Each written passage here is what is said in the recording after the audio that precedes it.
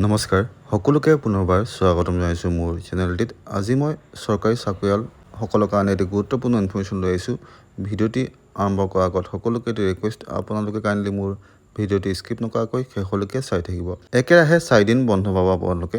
নিয়মমতে শনিবাৰে আছে কাতি বিহু, দেওবাৰেতো হলিডে থাকেই আৰু সোমবাৰে হ'ল কালী পূজা। কিন্তু 7খন জিলাত লোকেল হলিডে দিয়া হৈছে।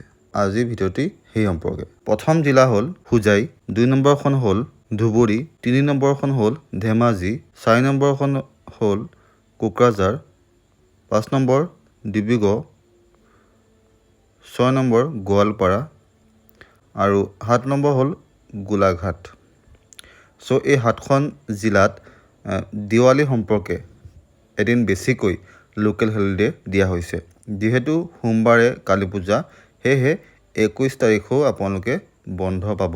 কিন্তু এই 7খন জিলাতহে লোকেল হলিডে দিয়া হৈছে। বাকী কেইখন জিলাত হয়তো দিব, আপোনালোকে হয়তো আগন্তুক সময়ত গম পাব।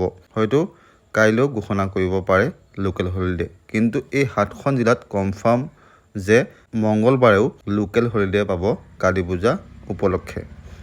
এয়া নিশ্চয়কৈ অতি ভাল খবৰ। একেৰাহে 4 দিন বন্ধ পাব আপোনালোকে সকলোৱে নিজৰ পৰিয়ালৰ লগত দিৱালী উদযাপন কৰিব আৰু সকলোকে এডভান্স হেপী দিৱালী। ধন্যবাদ। আজিৰ ভিডিঅ'টি ইমানে আছিলে। লগ পাম আন এটি ভিডিঅ'লৈ। তেতিয়ালৈকে stay fit, stay healthy. Bye bye. জয় আই অসম, জয় হিন্দ।